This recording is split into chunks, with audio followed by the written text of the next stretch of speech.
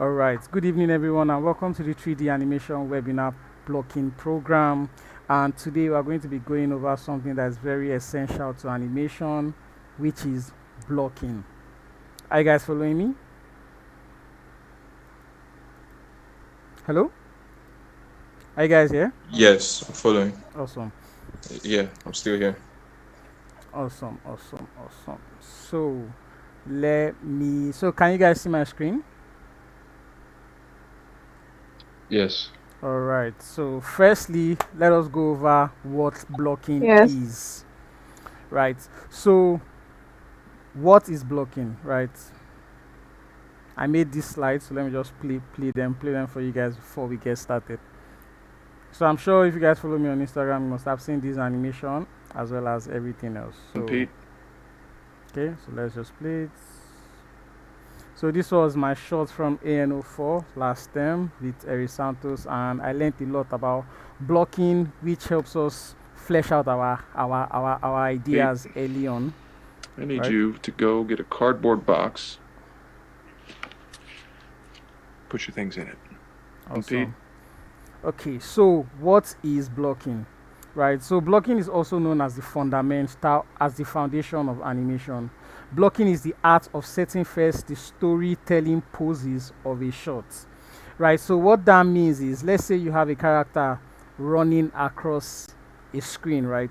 Blocking would be how you get that character across, or how you get the point of what you're trying to show the audience across with as little poses as possible. So I'm going to also open up a Maya file for you guys, but let's first go through the slides, then we'll get into some practical. So is anybody confused on what blocking is? Anybody? No. No. All right, awesome. So there are some key things you need to do while blocking, which is you need to make sure you are taking your time while you are blocking. Right, make sure you're always taking your time while you are blocking, because blocking is very fundamental.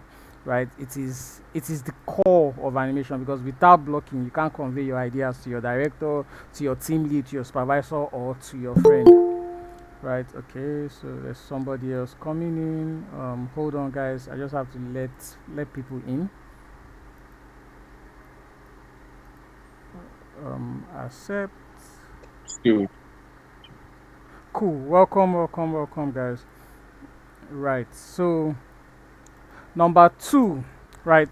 There are various types of blocking, right? I mean various types of blocking. We start with the rough blocking. So the rough blocking is a method of blocking that uses as little as 3 or 4 poses to get the intent of your shot across. Right, then we have blocking plus. This is all about adding details and nailing down the timing to create a solid foundation before moving to the spline stage. Then we now have splocking. Splocking is for very advanced guys, right? So splocking is a workflow that ignores the method of using stepped keys to focus on your poses, and instead lets you block out while seeing your interpolation to the next pose. It gives better control over your animation, but can sometimes be confusing if you're not used to it, and overwhelming if you're a first timer. So let's give some examples. Right, so this is a shot I animated just for fun. So let's first look at the planning, then we'll look at the blocking, then we'll look at everything else, right? So this is the reference, right? So let me just close this eye.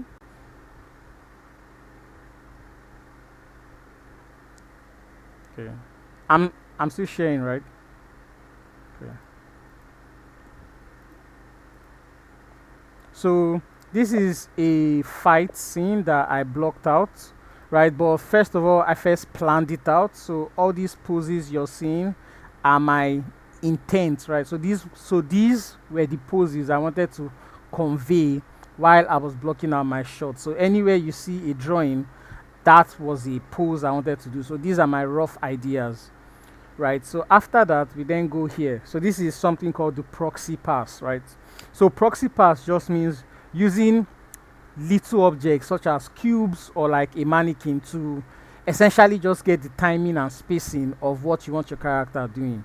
Right, so right now it looks silly, but with this now I have an idea of what I want to do with my shots.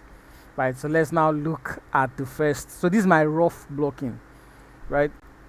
So if you see my rough blocking, there's like, it's not very detailed, but you can get the idea of what is happening. You get the idea that two characters are fighting, right? So what I'm doing here is I'm just getting this pose, which is, these are my let me draw. So this is one pose, then there's no movement to here, so this is an anticipation pose. Then we go all the way here, right? But even for a rough blocking, this is too many poses, right? Because this would be like more of like blocking. This wouldn't be a rough pass, but let us say, because when I do my rough passing, I like to put in as much poses, which just means I block on 8s, right? So we have this. Oh, sorry, someone just came in again. Admit, awesome. Okay. Right, so we have this, we have this, we have this. The idea is clear from the kick to here, lands. We have everything telling us what the character is doing. So this is a rough block for me. Then we now have the blocking plus. So as he said, this is about adding details and nailing down the timing to create a solid foundation before moving on to the spline stage. Right, so let's say this is my blocking plus. So let's just load up in our plates. So you can see this has more intent, is more layered. You can see like the character reacting, you can see the intent behind the kicks, behind the punches, behind the jumps. Right, so this is a blocking plus. This just means I've gone from, so let's say I've gone from, let me look at what I did here. So here, a pose. Right, so now let's see, what did I do here? So here there is, so you see there is a pose in between those two poses that clearly defines where this pose is going. So as you can see, is a lot more cleaner and intentional, right? Because this is a blocking plus. So it's just taking what you have from the rough blocking and adding more details on it, right? So sort of like cooking. First, so let's say you cook jollof rice. First you put the oil, you put the tomato paste, then you put your seasoning. Then once that is done, you now put in your rice and you just wait for everything to, make sense. So that's just what blocking is, putting the steps, right? Anthony laughed. So now we have the spline, right? So now we have like the characters moving through poses. There are no holds. So this ties into splocking, as I said, right? So splocking in terms, when I say it ignores the method of step keys, what that means is that, so for example, from here to here, we have this pose, then we have this pose. There's no movement between the two, right? So that's what step means. Step means that we're only focusing on the poses. So your animation moves from one pose to the next pose to the next pose to the next pose, right? But when you go to splocking, right now, like your character is moving to the next pose as you are blocking, right? So it's like you're timing your work as well as blocking your work. So the reason why most people block in steps is so they can focus on the poses, right? Because of animation is 100% poses, timing and spacing. Because if you have very solid poses and you have very solid timing and spacing, your animation will sing. But if you have good timing and spacing but you have very bad poses, your animation will look terrible, right? If you have good poses, bad timing, your animation will look floaty, right? So most people stay in steps to focus on their poses, because once your poses read very clearly, you can fix you can fix your timing and spacing by showing someone or by just looking at your work continuously, right? So splocking just, so most people that splock, they're already good on poses, but it's just that they want to feel the animation, right? So if let's say I did a pose here, I want to feel how the character goes here before I even know what he's doing here. So that's what splocking is, right? So let's go back to our slides. So now we're going to talk about tips for blocking, right? So as I mentioned, focus on strong poses, right? So that's what I mean. Always think about your line of action. So just like here, when I was planning out my shots, I was trying to see the line of action, right? So if you look here, you see the line of action is coming this way, line of action is coming that way, right? Then here as well, line of action is coming this way. So I'm looking at this thing, so I know when to push a pose. So for example, this pose, I can push it in such a way that he's about to step out, right? Then here as well, there is a clean line of action from her legs down this way, and there's a clean line of action on his own body going this way. So I'm always thinking of those things when I'm planning out my shots, so I know how to pose my character to look appealing. So always make sure you're focusing on very strong and clean poses that tell your stories. Also start with thumbnails. This is the same thing as doing this, right? I'm drawing out the poses, so I'm looking at my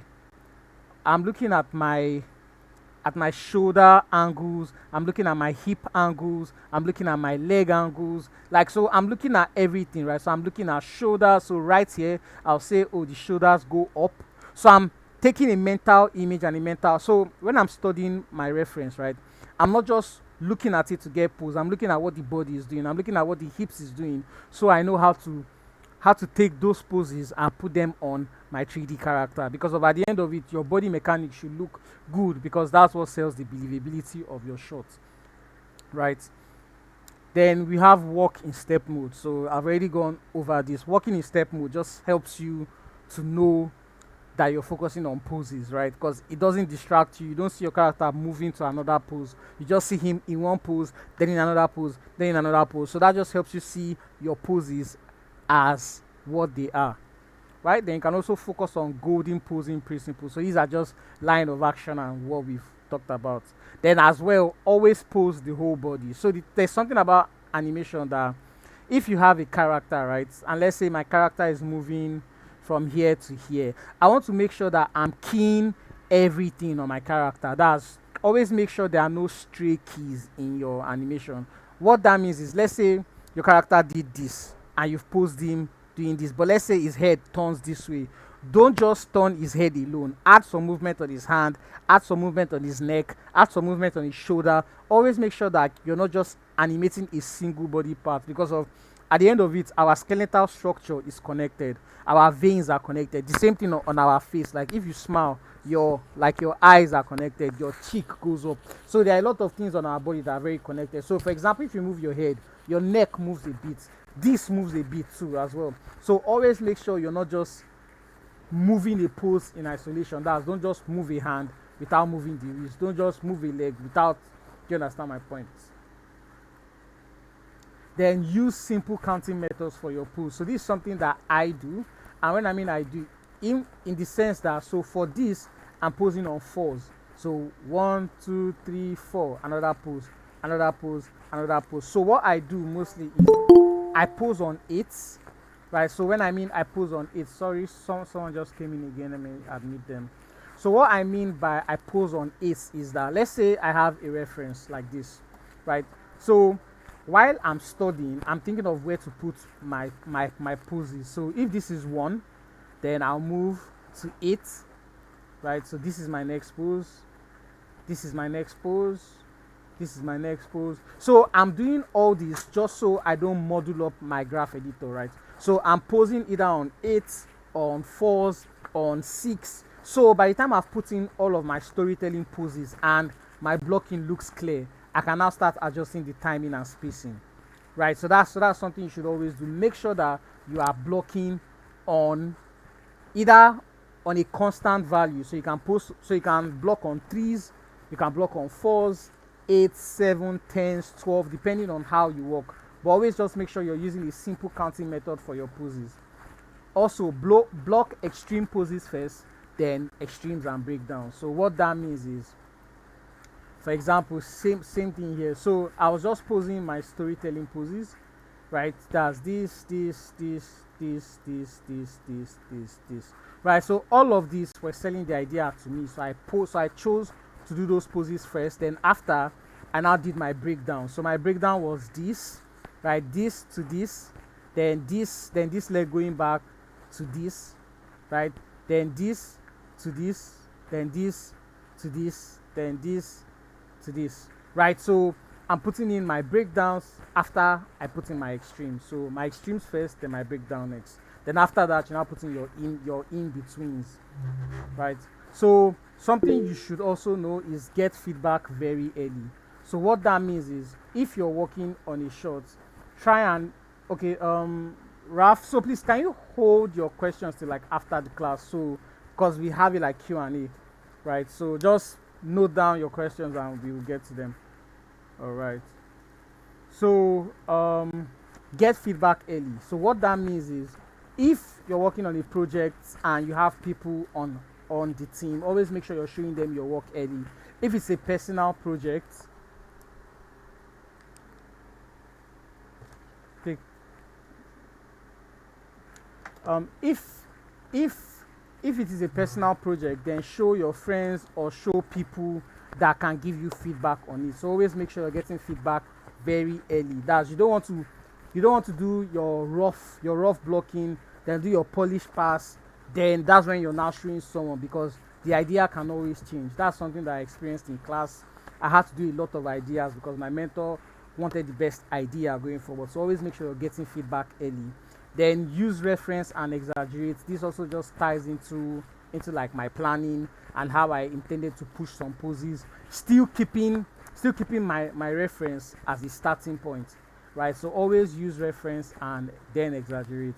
So don't polish, solve problems. This just means like while you're still in the blocking, make sure like everything is good in the blocking because once your blocking is solid, polish is like 10% of everything else. But if your blocking has problems, then your polish will have serious problems. But if your blocking is very good, then your polish will be effortless, right?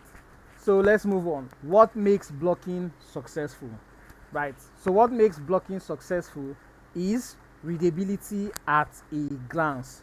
What that means is, right? What are you, a So psychiatrist? if I make No. Why don't you keep your opinions to yourself? you can see that you can automatically just What are you, a tell psychiatrist? what she No. Why don't you keep your opinions to yourself? right. Then let me also show you some other examples.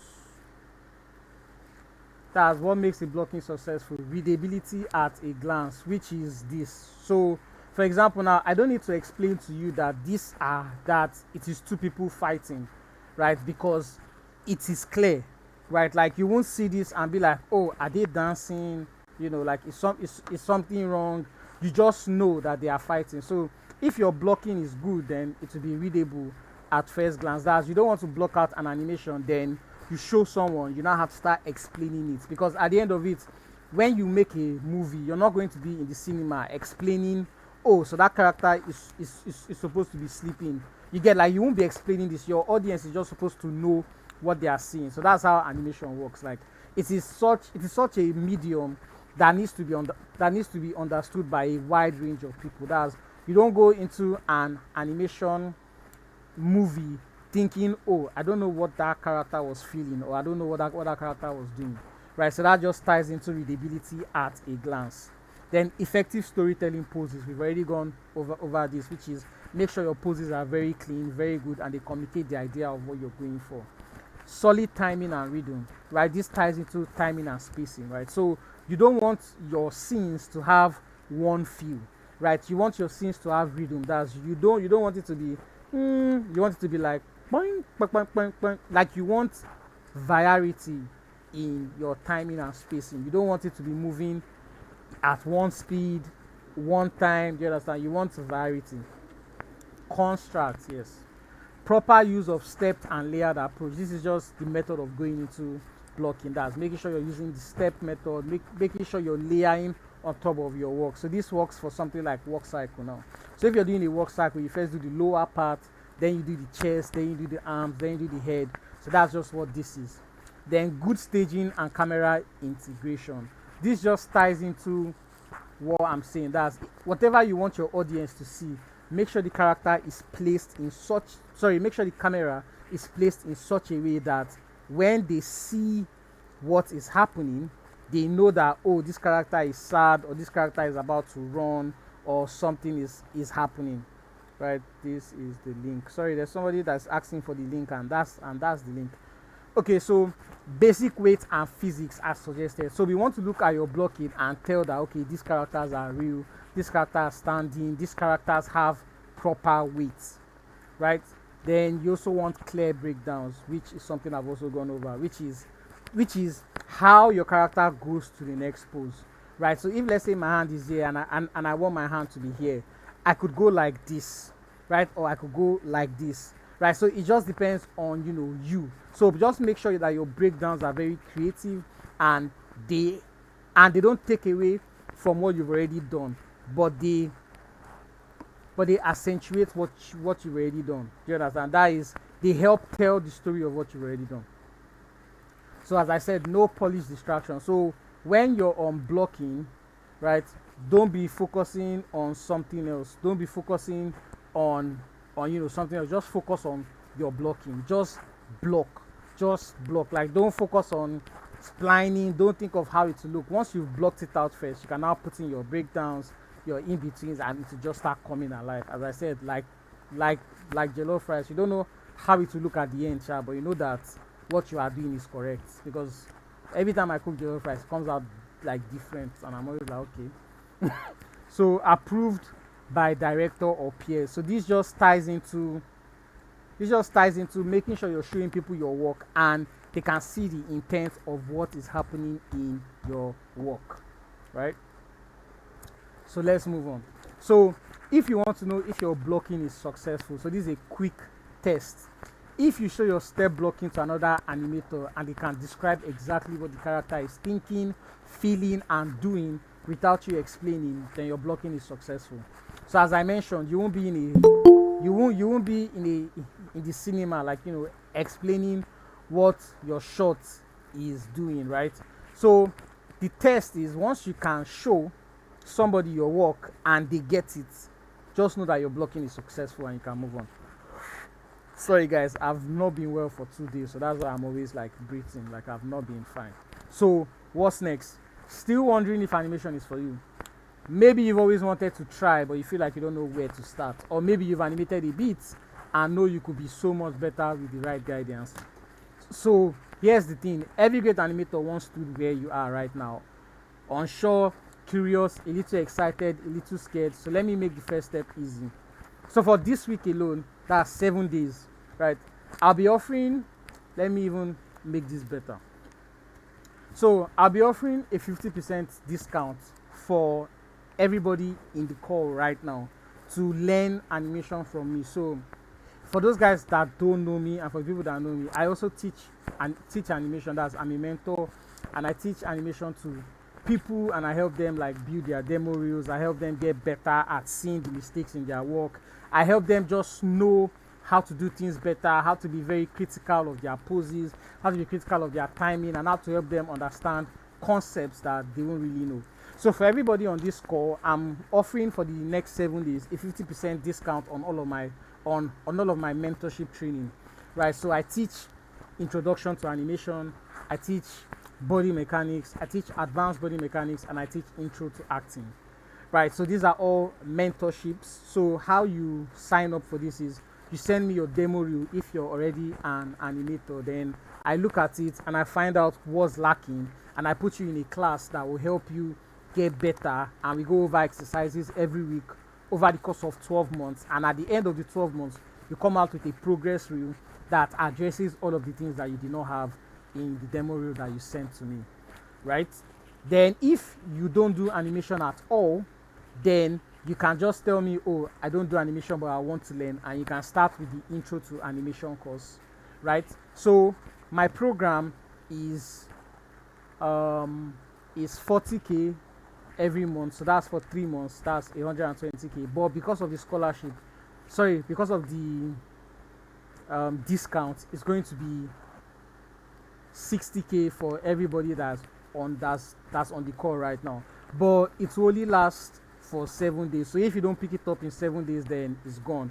But if you do pick it up, then send me your demo reel and just make a payment to this account and send me a receipt either to the WhatsApp group or to my email, and we'll get you started on your journey to being a great animator.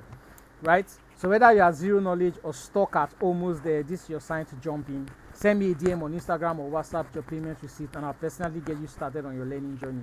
Don't let the discount expire while you're thinking about it. I can't wait to see you in class. Take care and take the leap. All right, question. So Raphael, you had a question. You can get started. If anybody else has a question, go for it. Thank you for the emojis, everybody. Yeah, I wanted to ask regarding blocking. Yeah.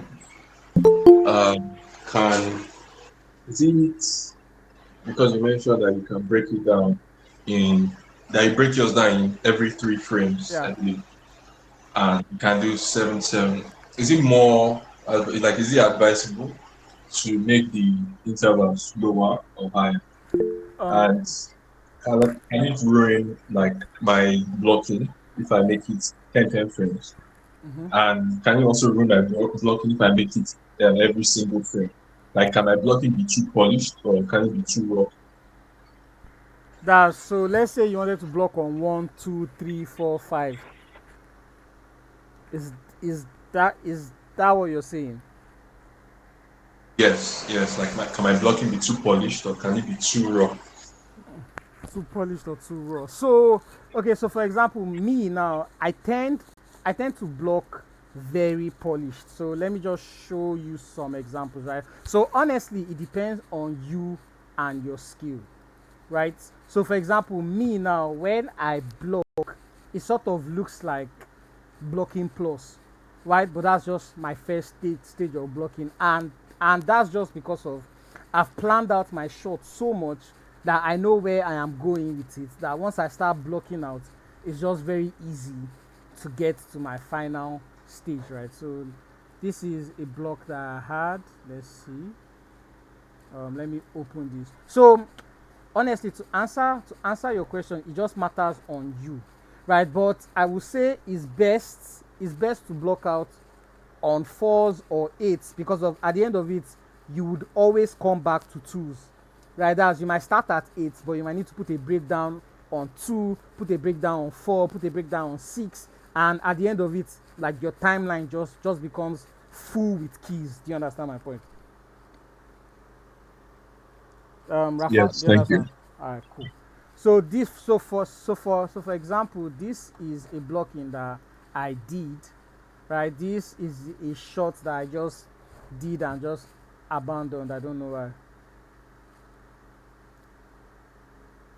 So with this, I already knew where I was going, so it wasn't really something I needed to think about. Also with this, right?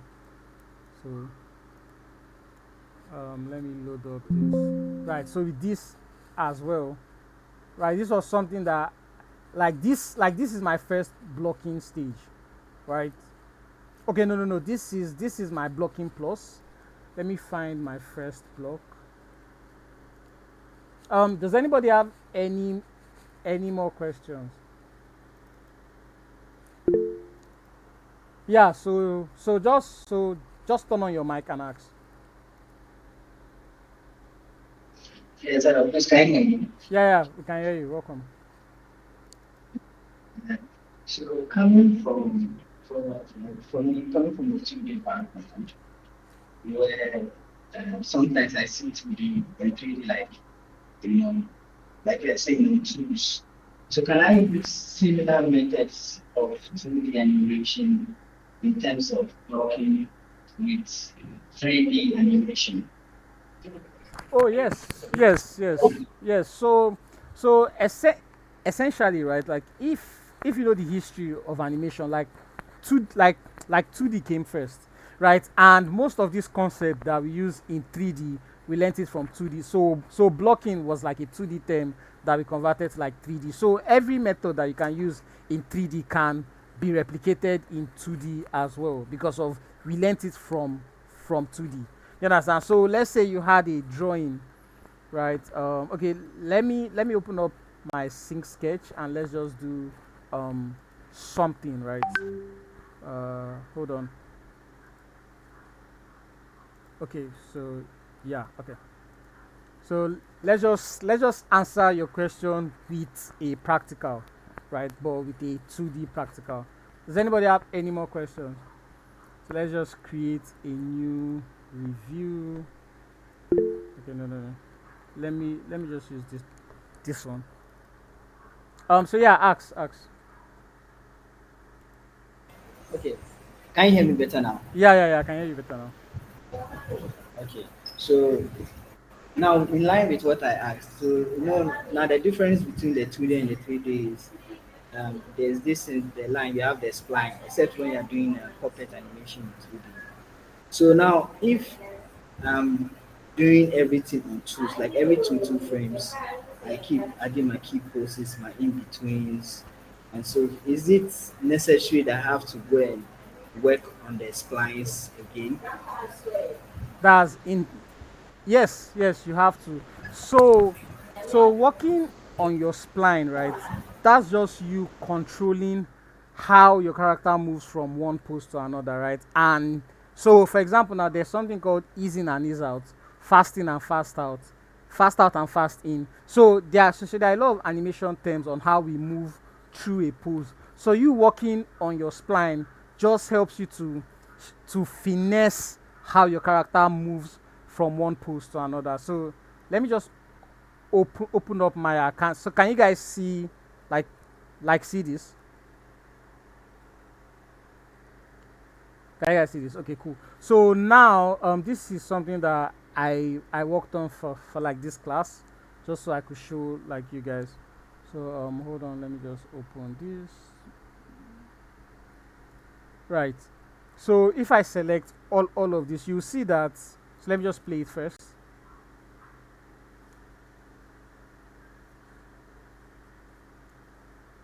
So can you guys tell me what is going on in this scene?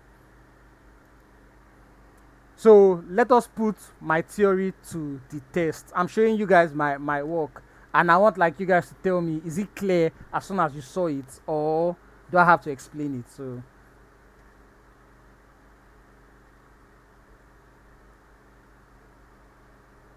So does anybody want to go first? Yeah, I think yeah, it's clear. I think she So missed the bus. yeah, awesome. So now let's just go. So let's go through this. So first of all, I put my keys on 20, right? So my first key is on 1, my next key is on 20, my next key is on 40, my next key is on 60, then here 75, here 80, here 85, then we have 95, then we have 100, then we have 105, then we have 110. So I went from 20s to 25 to 5 to 10, then to 5. Right? So these are just ways that I block because I already understand what I'm trying to do. Right? So when you're talking about spline now, so let me just take all of this and just spline it. Right? So let's just look at this and spline it, right? So tangent, spline. Right, so now I've splined this and see how it moves, right? So now there's something very wrong with this animation. Like everything is floating, everything is moving, everything is just weird. So now at this stage, when you go into your graph editor, that's to work on the spline.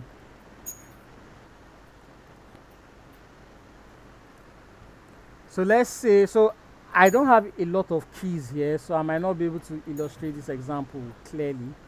But let's roll with it regardless. Okay, so let's say for here now, right? Let's say I want to add an overshoot here, right? So I'm just going to go here and raise this a bit higher because I want I want an overshoot. Right, then here I want this to be a lot more smoother.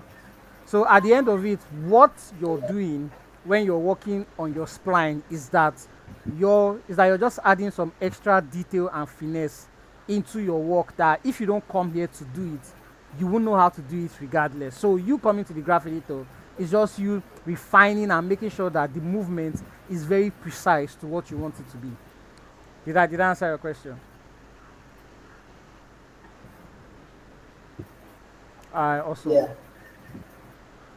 So let me just undo everything that I just did here.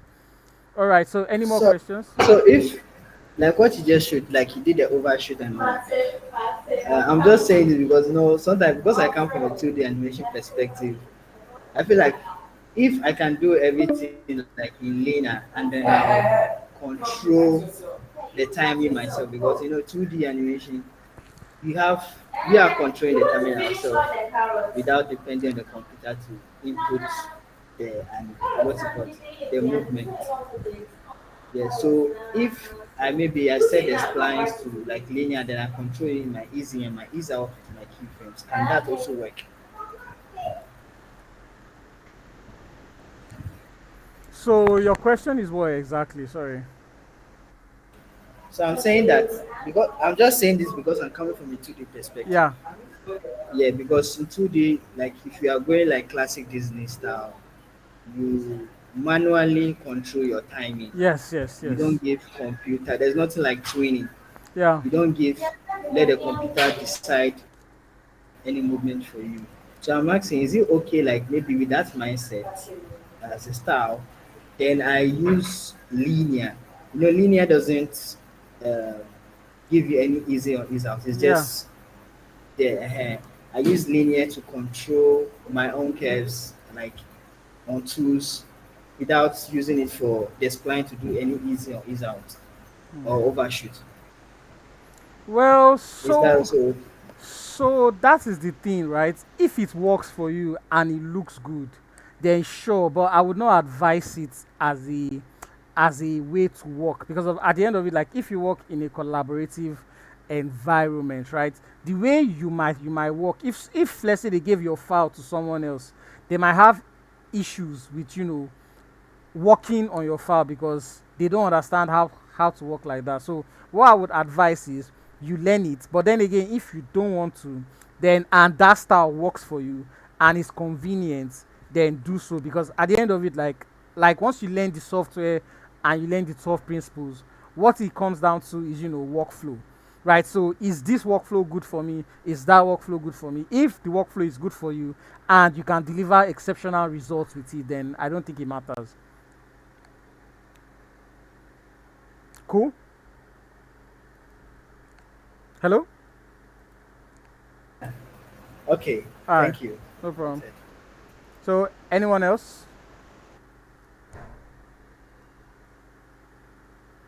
All right. So, if there's nothing else, I just want to say thank you all for making it to the webinar. I hope it was as informative for you guys as it was for me. And I can't wait to see some of you in classes or all of you in class. Right? Let's make this animation dream a reality. Right? So, our last slides. Thank you so much for attending. Have a great day. Have a great day, guys, or a great evening, and hope you learned something new. See you guys. Bye.